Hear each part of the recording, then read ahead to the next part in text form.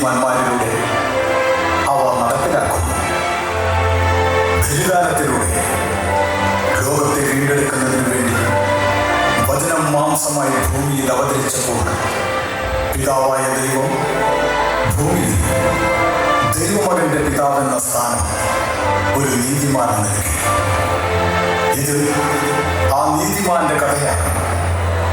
സൂര്യനെ പോലും ദഹിപ്പിക്കുന്ന പരീക്ഷണങ്ങളുടെ പടനിലങ്ങളിൽ അരാരത്വ പർവ്വതം പോലെ ഉറച്ചതിന് ഒരു തച്ചന്റെ കഥ. സോളമന്റെ ജ്ഞാനത്തേക്കാൾ ജോബിന്റെ വിശ്വാസമാണ് വലുതെന്ന് സ്വജീവിതം കൊണ്ട് തെളിയിച്ച ഒരു നീതിമാന്റെ കഥ. നാടകം ആരംഭിക്കുന്നു. നീതിമാൻ നസ്രായൻ.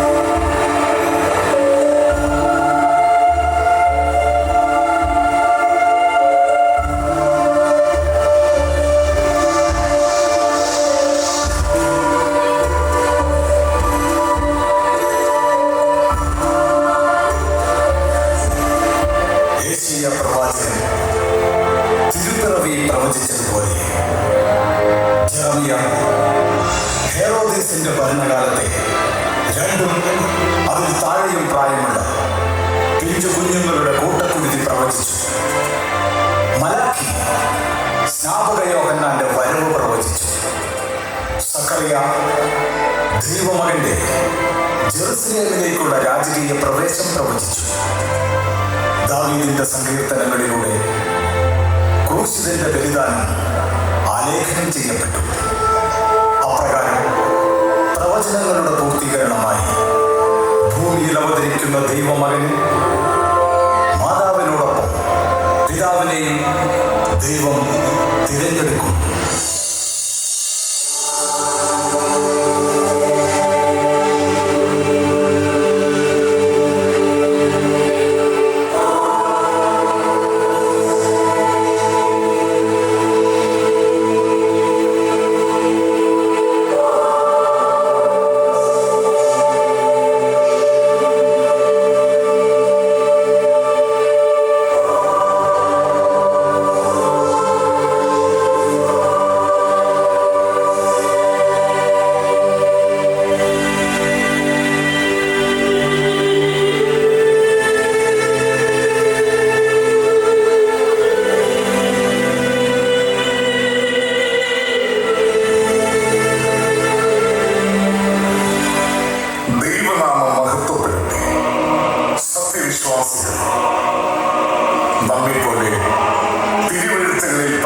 മിശിഹായുടെ വരവിനായി പ്രത്യാശയോടെ കാത്തിരിക്കുന്ന ജോവാക്കിമിന്റെയും അന്നയുടെയും മകൾ മറിയത്തിന്റെ വിവാഹ നിശ്ചയമാണ് ഇന്നിവിടെ നടക്കാൻ പോകുന്നത്.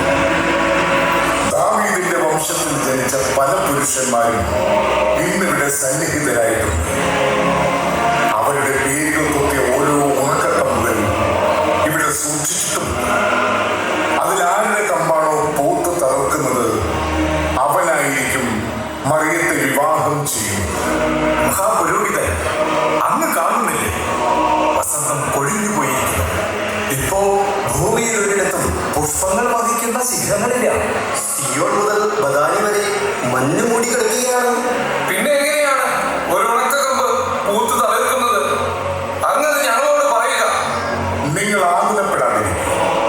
ദൈവജനത്തിനുള്ള സാക്ഷ്യമായി, ദൈവത്തിന്റെ അടയാളമായി അവിടുന്ന് തിരഞ്ഞെടുക്കുന്ന പുരുഷന്റെ കമ്പ് പൂത്ത് തളിർക്കുക തന്നെ ചെയ്യും. നമുക്കതിനുവേണ്ടി പ്രാർത്ഥനയോടെ കാത്തിരിക്കാം. മഹാപുരോഹിതൻ,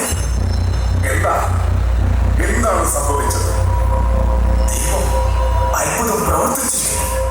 ഒരു ഉടക്കക്കമ്പ് പൂത്ത് തളിർത്തിരിക്കുന്നു. ആ കമ്പിൽ ആരുടെ പേരാണ് എഴുതിയിരിക്കുന്നത്? നസ്രത്തിലെ യാക്കോബിന്റെ മകൻ ജോസഫ്. ദൈവജനമേ, നിങ്ങളുടെ എല്ലാം അനുവാദത്തോടെ ജോസഫിനെ ഞാൻ ദൈവസന്നിധിയിലേക്ക് ക്ഷണിക്കുകയാണ്. വരൂ ജോസഫ്.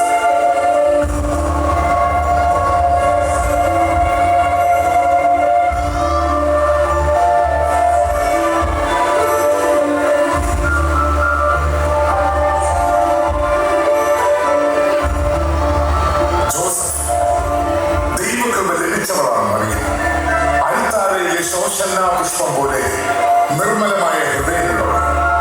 നമ്മുടെ ദൈവം നിനക്കാണ് അവളെ മണവാട്ടിയായി നൽകുന്നത്. മഹാപുരോഹിതൻ, മറിയം എത്രത്തോളം ദൈവകൃപ ലഭിച്ചവളാണോ അത്രത്തോളം ആഴത്തിൽ കണ്ണീർ പൊയ്കയിലേക്ക് എടുത്തെറിയപ്പെട്ടവനാണ് ഞാൻ. എനിക്കാരുമില്ല. എൻ്റെ അപ്പൻ, അമ്മ എല്ലാവരും എന്നിൽ നിന്ന് വേർപിരിഞ്ഞു പോയി. ഒരനാഥനാണ് ഞാൻ. ജോസഫ്, നീ നിന്നിൽ കാണുന്ന യോഗ്യതകളാണ് ദൈവം നിന്നിൽ കാണുന്ന യോഗ്യത. മഹാപുരോഹിതൻ, ദൈവം മഹാപ്രളയത്തിന് ശേഷം ലോകത്തെ വീണ്ടെടുക്കാനുള്ള ദൗത്യം നോഹയെ ഏൽപ്പിച്ചത് എന്തുകൊണ്ടാണെന്നറിയും? മഹാപുറപ്പാടിന്റെ അമൃതം വഹിക്കാൻ മോശയെ തിരഞ്ഞെടുത്തത് എന്തുകൊണ്ടാണെന്നറിയാം?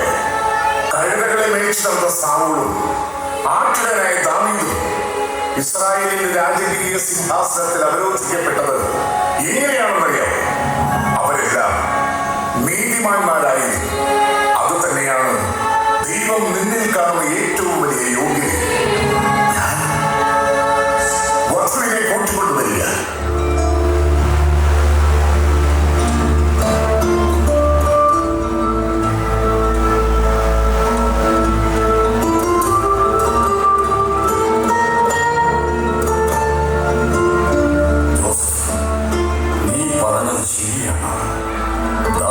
വംശത്തിൽ പിറന്ന ജോവാക്കിമിന്റെയും അഹ്റോന്റെ പുത്രി അന്നയുടെയും ഏക മകളാണ് മറിയം.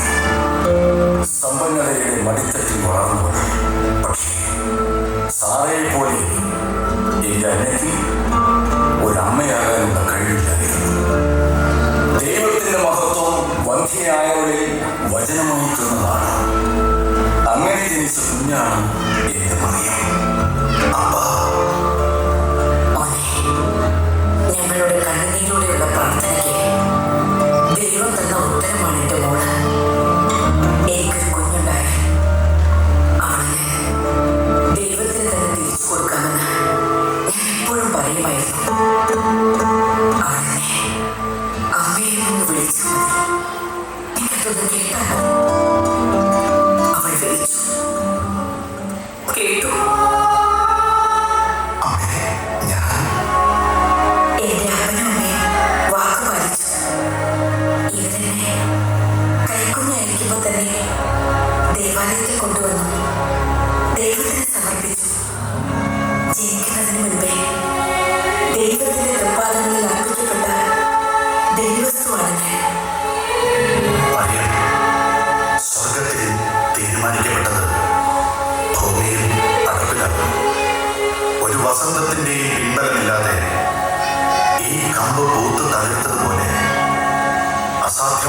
എല്ലാം സാധ്യമാക്കുന്ന എൻ്റെ ദൈവത്തിൻ്റെ നാമത്തിൽ ഞാൻ നിന്നോട് പറയുന്നു, എൻ്റെ മരണം വരെ ഞാൻ നിന്നെ കൈവിടുകയില്ല. ദൈവം സാക്ഷി.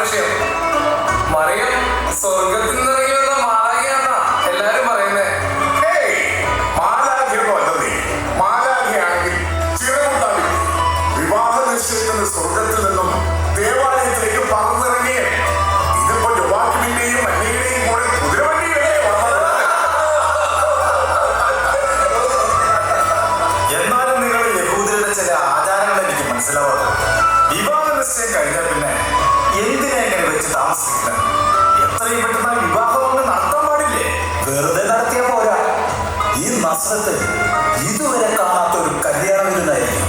നമുക്ക് മത്സരിച്ച് വീഞ്ഞു കുടിക്കണം.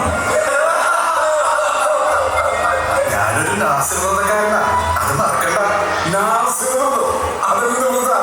അത് ഈ ലോകത്തിന്റെ സുഖങ്ങളിലൊന്നും ഭ്രമിച്ചു പോകാതെ നമ്മെ ദൈവത്തിനായി സ്വയം സമർപ്പിക്കുക. അങ്ങനെ സമർപ്പിച്ചവരെയെല്ലാം നാസിർ എന്നാ വിളിക്കുന്നത്. ജീവിതകാലം മുഴുവൻ വ്രതമെടുക്കുന്നവരുണ്ട്, അല്ലാത്തവരുമുണ്ട്. വ്രതസ്ഥർ തന്നെയാണോ വ്രതമെടുക്കുന്നത്? അതെ, ചില മാതാപിതാക്കൾ അവർക്ക്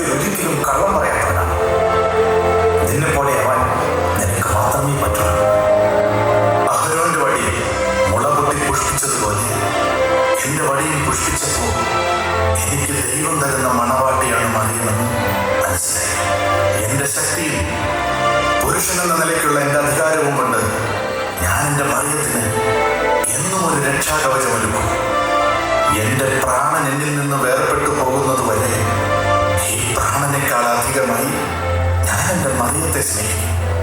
ജോസഫ്, നിന്റെ മറിയ ഭാഗ്യവതിയാണ്. നിന്റെ ദൈവത്തിന് അവൾക്ക് ഭർത്താവായി കൊടുക്കാൻ മറ്റൊരു ഉത്തമ പുരുഷൻ ഈ ഭൂമിയിൽ വേറെ ഇല്ലാത്തത് കൊണ്ടായിരിക്കും നിന്നെ കൊടുത്തത്. തിരിച്ചും അങ്ങനെ തന്നെയാണ്.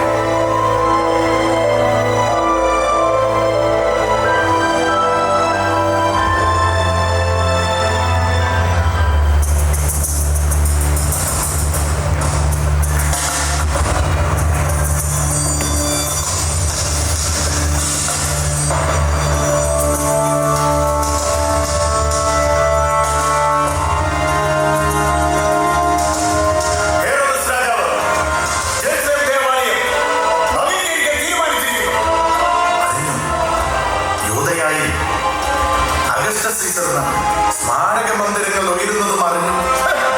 അത് മാത്രമാണ്, ശമരിയായിൽ സീസറിന് ക്ഷേത്രം നിർമ്മിക്കുന്നു. സീസറിന്റെ പേരിൽ തുറമുഖപ്പട്ടണം പണിയും.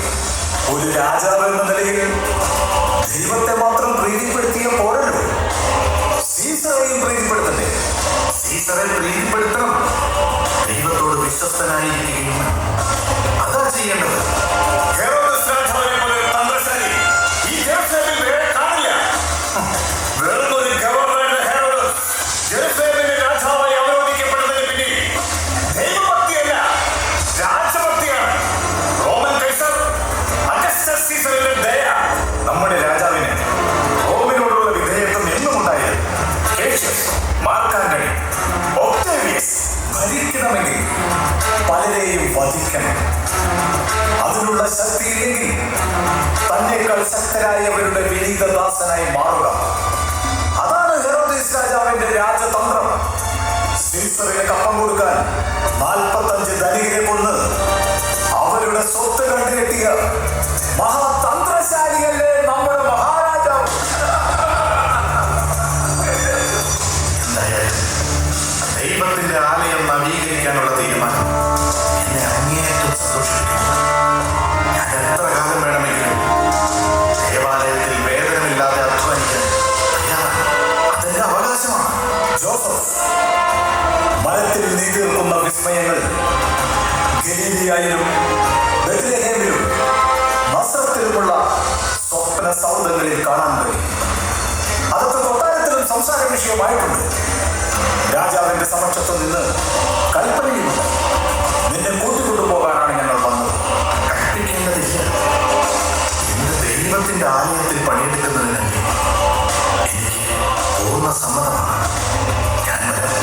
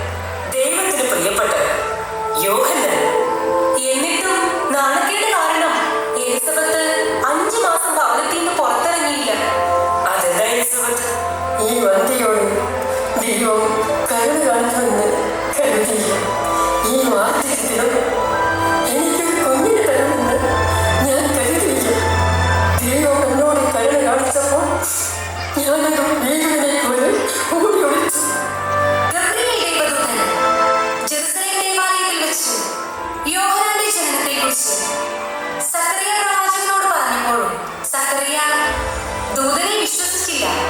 അതുകൊണ്ട് ഇനി യോഹന്നാൻ ജനിക്കുന്നത് വരെ സക്കറിയ സംസാരിക്കില്ലെന്ന് ദൈവദൂതൻ പറഞ്ഞു. അതോടെ സക്കറിയ ഒരു ഊമയായി മാറി. അറിഞ്ഞില്ല, യൂദയമലയിലെ ഈ കൊച്ചു പട്ടണത്തിൽ മാത്രമല്ല, ദേശങ്ങളിൽ നിന്ന് ദേശങ്ങളിലേക്ക് ആ വാർത്ത പരന്നു കഴിഞ്ഞു. നമ്മുടെ മനമൊരുകിയാൽ ദൈവത്തിന് മുഖം തിരിക്കാൻ കഴിയില്ല. ദൈവം നമുക്ക് മേൽ കൃപ ചെയ്യും. അത് തിരിച്ചറിയാൻ പലപ്പോഴും നമുക്ക് കഴിയാറില്ല. ശരിയാണ്, കർത്താവ് എന്നോട് കരുണ കാണിച്ചു. ജനങ്ങൾക്കിടയിൽ എനിക്കുണ്ടായിരുന്ന അപമാനം അവിടെ മാറ്റി തന്നു. ലോകത്തോട് കരുണ കാണിക്കാൻ ദൈവം മറിയത്തെയും വിളിച്ചു വേർതിരിച്ചു. മറിയം, ലോകത്തെ വീണ്ടെടുക്കാനുള്ള വിമോചകൻ നിന്റെ ഉദരത്തിൽ രൂപപ്പെടുത്തി. നീ ഒരു ഭാഗ്യവതിയാണ്. ദൈവം നമുക്കായി എന്ത് ചെയ്തു എന്നതിലല്ല, നാം ദൈവത്തിനായി എന്ത് ചെയ്തു എന്നതാണ് വിശ്വാസത്തിന്റെ അടിസ്ഥാനം. മറിയം, എന്റെ പ്രിയപ്പെട്ട എലിസബത്ത്, ദൈവം നമ്മിൽ അർപ്പിച്ചിരിക്കുന്ന വിശ്വാസത്തെ മുറുകെ പിടിച്ച് നമുക്ക് ജീവിക്കാം ഈ ലോകത്തിന്റെ വീണ്ടെടുപ്പിനായി. എന്റെ മറിയം,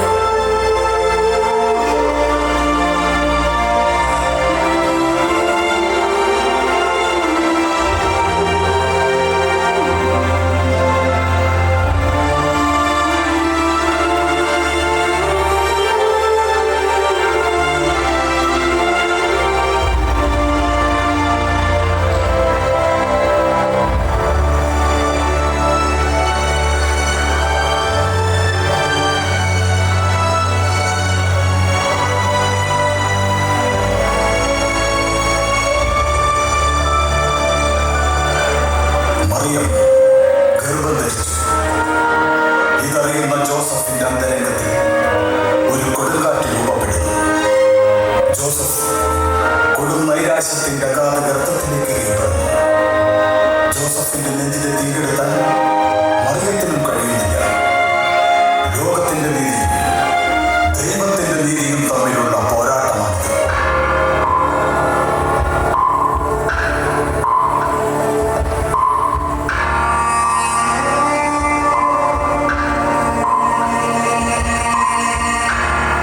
ഞാൻ അസത്തിൽ നിന്ന് ജെറുസലേമിലേക്ക് കുതിരവണ്ടിയിലാണ് പോയത്. അവിടെ നിന്ന് കഴുതപ്പുറത്ത് ഹെബ്രോൻ കുന്നിലേക്ക് പോയി.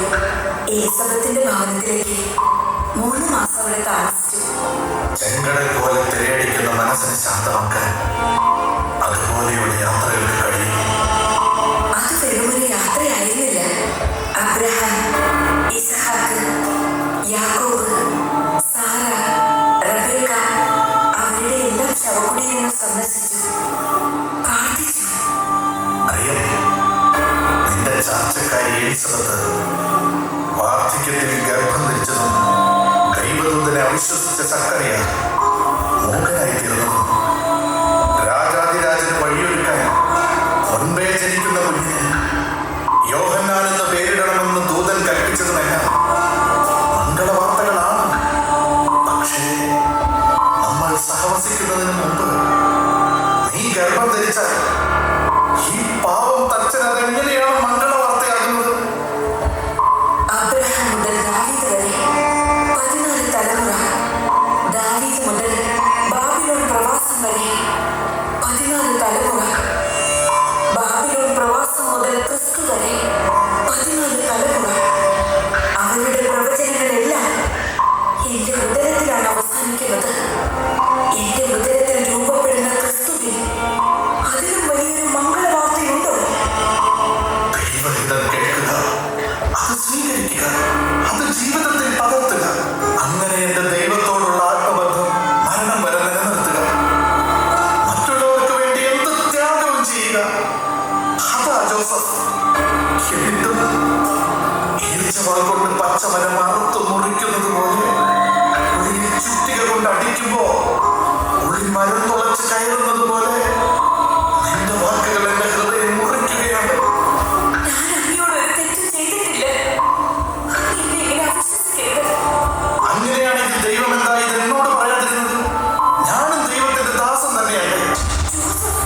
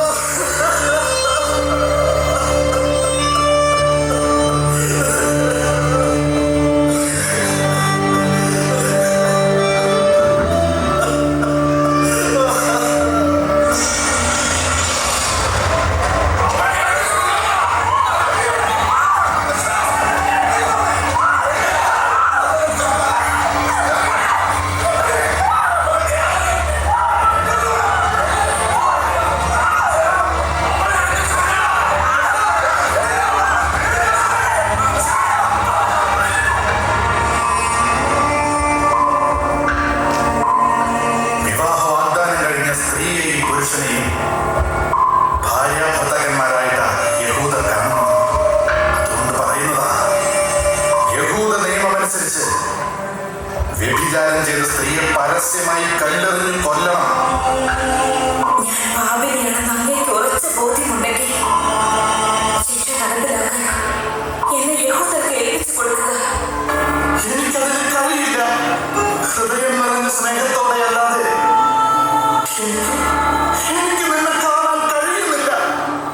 അപ്പന്റെ കരുതൽ, സഹോദരന്റെ വാത്സല്യം, ഭർത്താവിന്റെ സ്നേഹം, അതൊക്കെയാ എനിക്ക് നിന്നോടുള്ളത്. അപ്പോഴും ഞാൻ ഭയപ്പെടുന്നു. ഗർഭിണിയായ സ്ത്രീയെ ഭാര്യയെ സ്വീകരിക്കുന്നത് നിയമലംഘനമാണ്. പറയേ, ഞാൻ എന്താ ചെയ്യേണ്ടത്?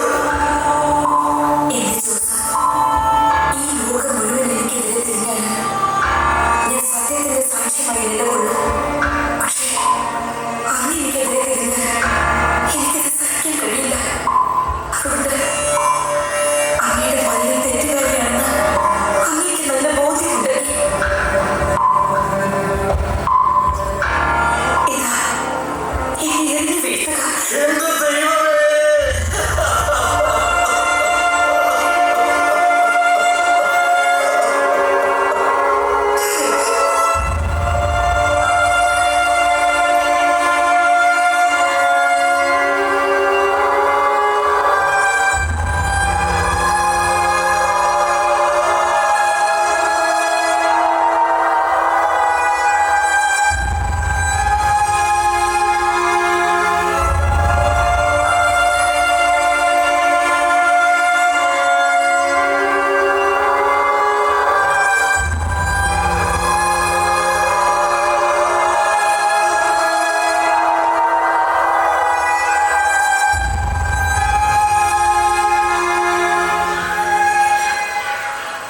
ജോസഫിന് മറിയത്തെ അപമാനിതയാക്കാൻ കഴിയുന്നില്ല.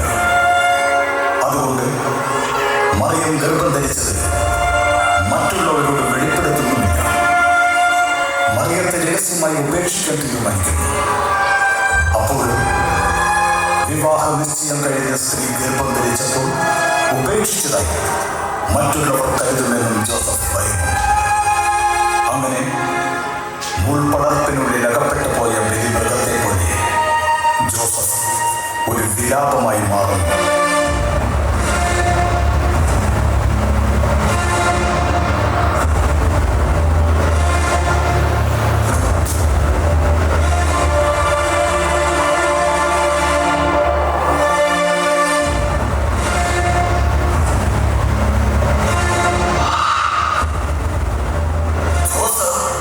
നീയൊരു യഹൂദനല്ലേ?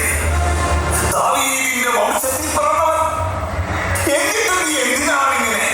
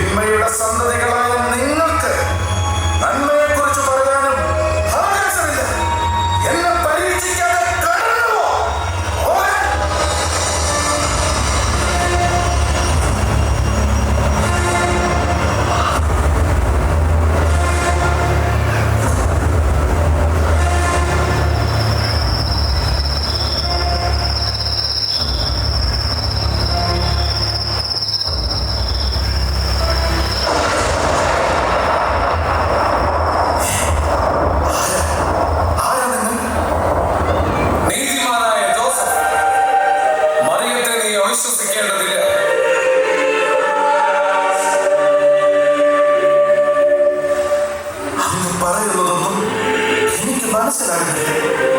ജോസഫ്, ലോകത്തിന്റെ പാപങ്ങൾക്കുള്ള മറുവില കൊടുക്കുവാൻ, നമുക്ക് രക്ഷ കൈവരുത്തുവാൻ നമ്മുടെ രക്ഷകൻ യോഗ്യതയുണ്ടാകണമെങ്കിൽ അവൻ സമ്പൂർണമായി മനുഷ്യനും സമ്പൂർണമായി ദൈവവുമായിരിക്കണം. അതെങ്ങനെയാണ് സാധ്യമാകുന്നത്? അവനൊരു മനുഷ്യനായി ജീവിക്കാനുള്ള ഏക മാർഗം സ്ത്രീയിൽ നിന്ന് ജനിക്കുക എന്നുള്ളതാണ്. പാപമില്ലാത്ത മനുഷ്യനായി ജീവിക്കാനുള്ള ഏക മാർഗം പരിശുദ്ധാത്മാവിൽ നിന്ന് ജനിക്കുക എന്നതുമാണ്. അതാണ് മിശിഹ കന്യകയിൽ നിന്ന് ജനിക്കുന്നത്, നിന്റെ മറിയത്തിൽ നിന്ന്. നീ അവനെ ഈശോ എന്ന് പേർ വിളിക്കണം. ഞാൻ എന്താണ് ചെയ്യേണ്ടത്? ദൈവമകന്റെ ഭൂമിയിലെ പിതാവാണ്. ആ ദൗത്യമാണ് നിന്നിൽ നിക്ഷിപ്തമായിരിക്കുന്നത്. നിന്നിലൂടെ അവൻ വളരട്ടെ. അങ്ങ് ആരാണ്? ഞാൻ ഗബ്രിയേൽ ദേവദൂതനാണ്.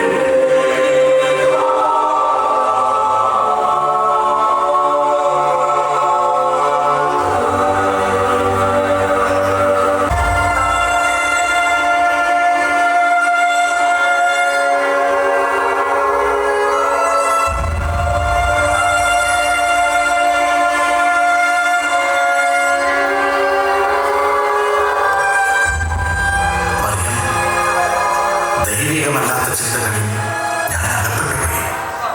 അതെന്റെ തെറ്റ്. ഞാൻ അനുതപിക്കുന്നു.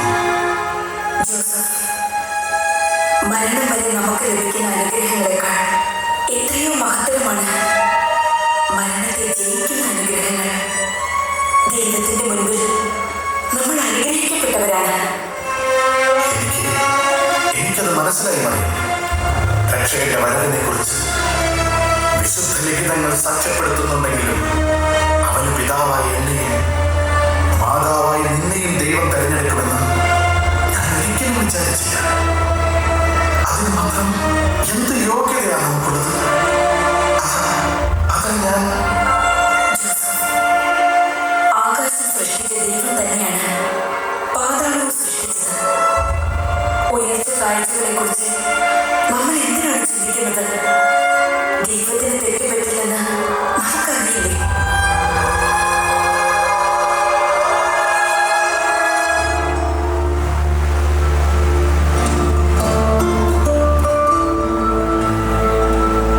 മറിയം, നീ കല്യാണത്തിന് ഒരുങ്ങുക. സ്വർഗത്തെയും ഭൂമിയെയും സാക്ഷി നിർത്തി ജെറുസലേം ദേവാലയത്തിൽ വെച്ച് നമ്മൾ വിവാഹിതരാകുന്നു.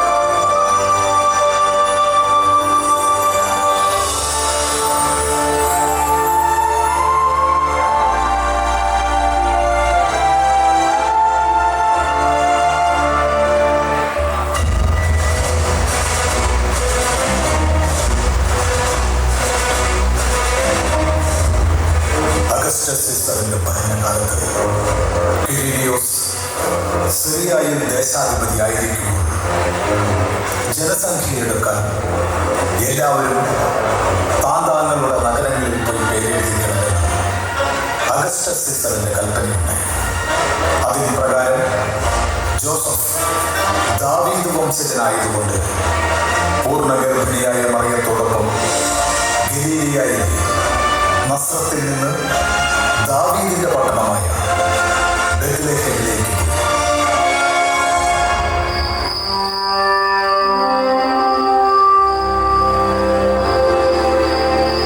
മഞ്ഞ് പെയ്യുന്നുണ്ട്. നസ്രത്തിൽ നിന്ന് ബെത്ലഹേം വരെ കഴുതപ്പുറത്തുള്ള യാത്ര. ഓ, എന്റെ നടുകൊടിഞ്ഞു. അതല്ലാതെ ഈ നിറവേരം വെച്ച് നടക്കാൻ പറ്റുമോ? ഒരു കഴുതയെ കൂടി കിട്ടിയിരുന്നെങ്കിൽ അങ്ങേക്ക് നടക്കാതെ കഴിച്ചുകൂട്ടായിരുന്നു. ഇതിപ്പോ എന്റെ കഴുതയുടെ കടിഞ്ഞാണം പിടിച്ച് ഈ ദൂരം ഒത്തിരി നടന്നില്ലേ? ഞാൻ നടന്നാലും രണ്ടുപേര് കഴുതപ്പുറത്ത് വന്നില്ലേ? രണ്ടുപേരോ? അതെ, നീയും നമ്മുടെ മോനും.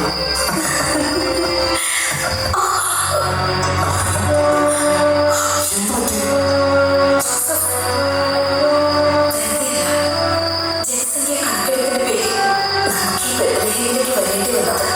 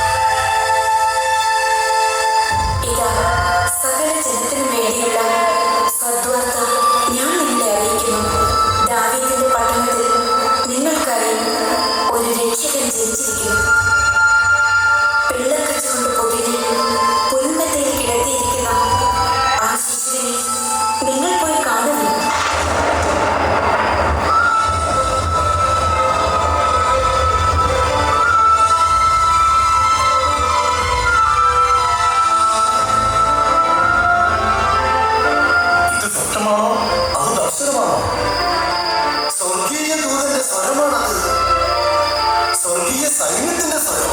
അതെങ്ങനെ നിനക്ക് മനസ്സിലായി? ഞങ്ങൾ കുറച്ചു മുമ്പ് രണ്ടുപേരെ കണ്ടു. തല ചായ്ക്കാൻ ഒരിടമില്ലാതെ നിലവിളി പോലെ നിൽക്കുകയായിരുന്നു. ആ സങ്കടത്തിന്റെ നടുവിലും അവരൊരു ദിവ്യത്വമുണ്ടായിരുന്നു. നെഞ്ചിലൊലിച്ചു നിൽക്കുന്ന വിശ്വാസത്തിന്റെ തെളിച്ചം. അതുകൊണ്ട് ദൈവദൂതൻ പറഞ്ഞത് വെച്ച് നോക്കുമ്പോ എനിക്കിപ്പോ തോന്നുന്നു അത് തന്നെ ആയിരിക്കാം രക്ഷകന്റെ മാതാവും പിതാവും. എവിടെ വെച്ചാണ് നിങ്ങൾ അവരെ കണ്ടത്? എങ്ങോട്ടാണ് അവർ പോയത്? താഴ്വരയിൽ വെച്ച്. അവരെ ഞങ്ങൾ കാലിത്തൊഴുത്തിലേക്ക് പറഞ്ഞു വിട്ടിട്ടുണ്ട്. അവരവിടെ കാണും. ദൈവദൂതൻ പറഞ്ഞല്ലോ, കാലിത്തൊഴുത്തിലാ മിശിഹ ജനിക്കുന്നത്. മിശിഹ ജനിച്ചത് നമ്മുടെ കാര്യത്തൊഴുത്തിലാണെങ്കിൽ നമ്മൾ എത്ര അനുഗ്രഹിക്കപ്പെട്ടവരാണ്. നമുക്കവരെ കാണാം, വണങ്ങാം, ആരാധിക്കാം. വരൂ, നമുക്ക് വേഗം അങ്ങോട്ട് പോകാം. എല്ലാവരും വാ. വാ.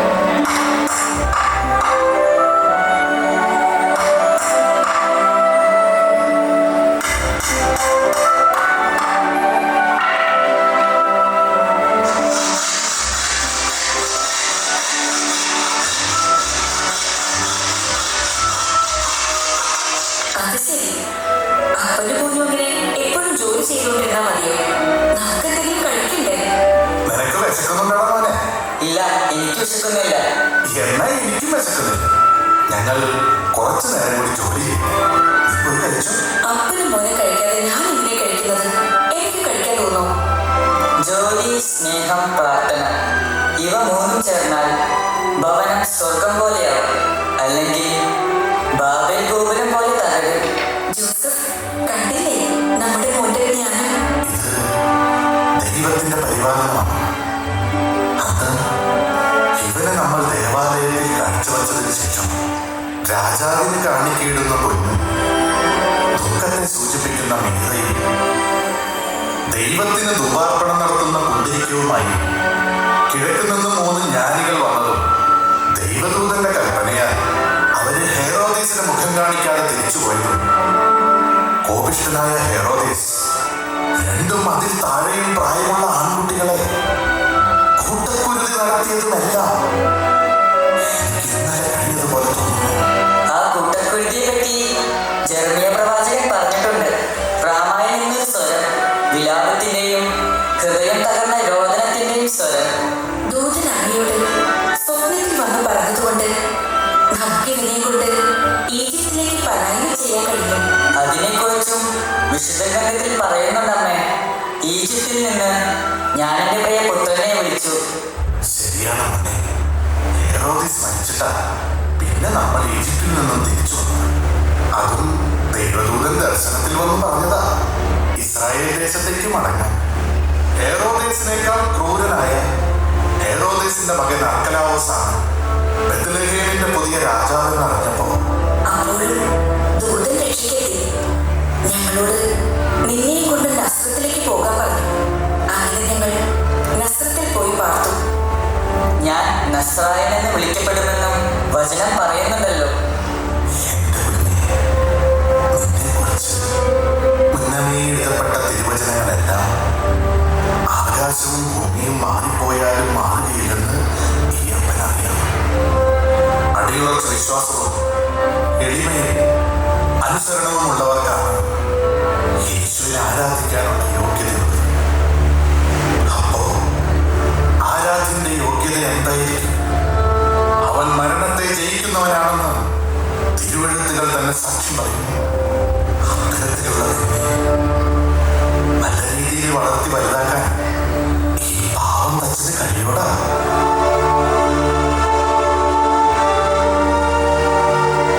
കഴിയും. കാരണം എൻ്റെ അപ്പനൊരു നീതിമാനാണ്. നീതിമാന്റെ മകൻ നീതിമാനായി തന്നെ വളരും. എനിക്കെൻ്റെ അപ്പനെ പോലെ ആയാൽ മതി. മോനെ, എന്റെ ജീവാംശം നിന്നിലില്ലെങ്കിലും എന്റെ ജീവനായി നീ എന്നിലുണ്ടല്ലോ. ഭൂമിയിലെ ഏറ്റവും അനുഗ്രഹിക്കപ്പെട്ട അപ്പനാണ് ഞാൻ. അപ്പ,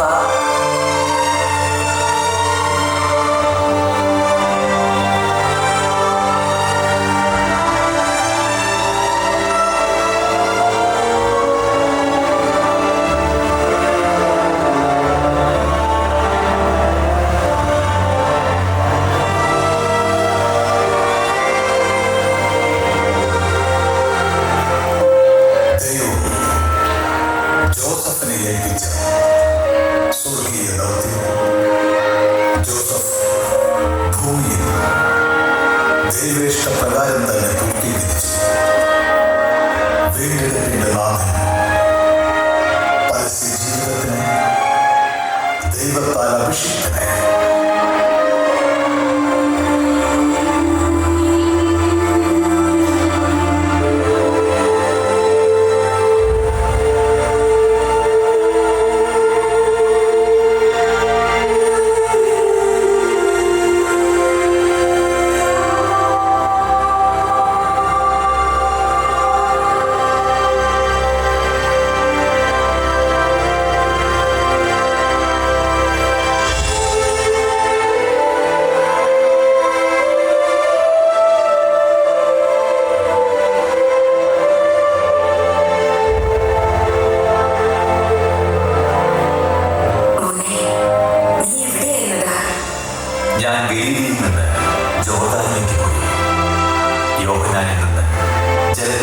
സ്നാനം സ്വീകരിച്ചു.